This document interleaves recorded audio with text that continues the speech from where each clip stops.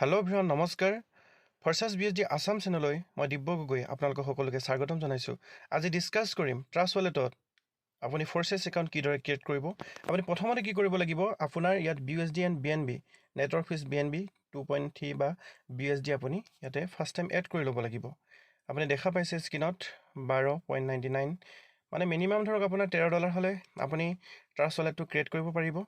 Create কৰাৰ পিছত আপুনি কি কৰিব লাগিব, ওপৰত যিটো অপশ্যন আছে চাৰ্চ অপশ্যনত আপুনি টাইপ কৰিব লাগিব।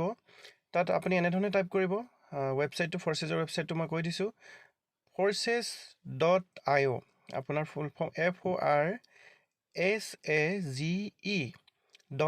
কোনো ধৰণৰ স্পেচ নিদিব আৰু সম্পূৰ্ণভাৱে আপুনি স্মল লেটাৰ মানে সৰু ফলাত আপুনি টাইপ কৰিব। আপুনি কেপিটেল লেটাৰত কেতিয়াও তাত নিলিখিব আৰু মাজত স্পেচ নিদিব। তাৰপিছত আপুনি কি কৰিব, একেবাৰে কীবৰ্ডখনৰ তলত চুকত যিটো চাৰ্চ অপশ্যন আছে তাত আপুনি চাৰ্চ কৰি দিব।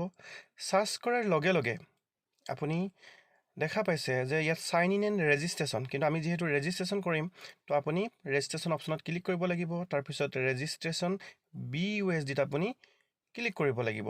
যিটো ৰেজিষ্ট্ৰেশ্যন BUSD আছে আপুনি ৰেজিষ্ট্ৰেশ্যন BUSDত আপুনি ক্লিক কৰিব লাগিব। ৰেজিষ্ট্ৰেশ্যন BUSDত ক্লিক কৰাৰ পিছত আপোনাৰ ইয়াতে আপুনি এটা বস্তু লক্ষ্য কৰিব, এইটো বহুত ইম্পৰ্টেণ্ট হয়।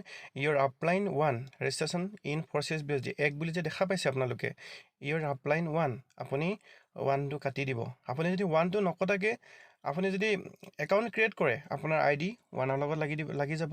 তো গতিকে আপুনি 1টো কাটি পেলানি আপুনি যিজন পাৰ্চনৰ পৰা মানে ইনভাইট কৰিছে আপোনাক, যিজন পাৰ্চনে তেখেতৰ IDটো ইয়াতে আপুনি অন্তৰ্ভুক্ত কৰিব। ছাপ'জ আপুনি মোৰ পৰা লৈছে, কিন্তু মোৰ পৰা আপুনি IDটো ল'লে বা আপুনি অন্যৰ পৰা লৈছে, যিজনে আপোনাক ইনভাইট কৰিছে তেখেতৰ ID আপুনি ইয়ৰ আপলাইন ID 1 হিচাপে তাতে এড কৰিব।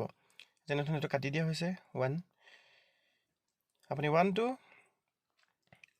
কটাৰ পিছত জাষ্ট এক্সাম্পল হিচাপে মই এজনৰ ID ইয়াতে অন্তৰ্ভুক্ত কৰিম। Just weight.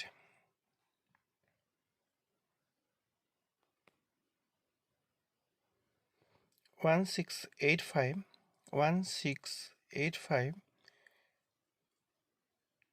598.7 আপুনি এইটো ক্লিক কৰাৰ পিছত ওপৰত যিটো কানেক্ট ৱালেট আছে, কানেক্ট ৱালেট আপুনি কি কৰিব লাগিব, কানেক্ট ৱালেটত ক্লিক কৰিব লাগিব।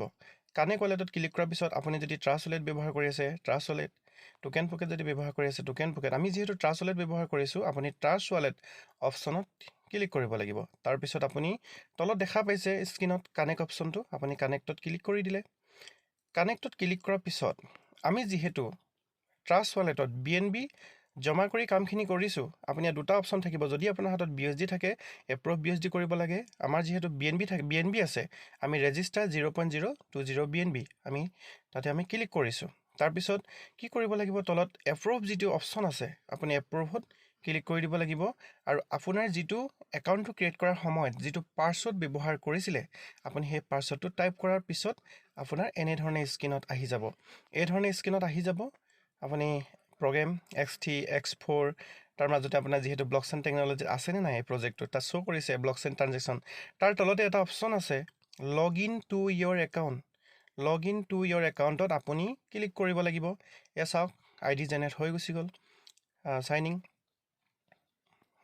1 মিনিট ইয়াতে জাষ্ট ৱেইট কৰিব লাগিব। ইয়াতে আপোনাৰ লগ ইন টু ইয়ৰ একাউণ্ট আহিব আৰু এই অপশ্যনত আপুনি ক্লিক কৰি দিব লাগিব। আপুনি ক্লিক কৰিলে, ক্লিক কৰাৰ পিছত চাইন বুলি এটা অপশ্যন আহিব তলত, যিটো চাইন অপশ্যন আপুনি তাতে ক্লিক কৰাৰ পিছত আপুনি যিটো পাছৱৰ্ড ক্ৰিয়েট কৰিছিলে সেই পাছৱৰ্ডটো 6টা সংখ্যাৰ পাছৱৰ্ডটো আপুনি টাইপ কৰি দিয়াৰ পিছত আপোনাৰ ID এই ধৰণে জেনেৰেট হৈ যাব। কিন্তু যদি আপুনি $13 বা $14 দি বিজনেছটো ষ্টাৰ্ট কৰে, অনলি X3 প্ৰগ্ৰেমত এটা এটাকৈ ডিজিটেল শ্লট পাব আৰু X4 প্ৰগ্ৰেমত এটা এটাকৈ ডিজিটেল শ্লট পাব।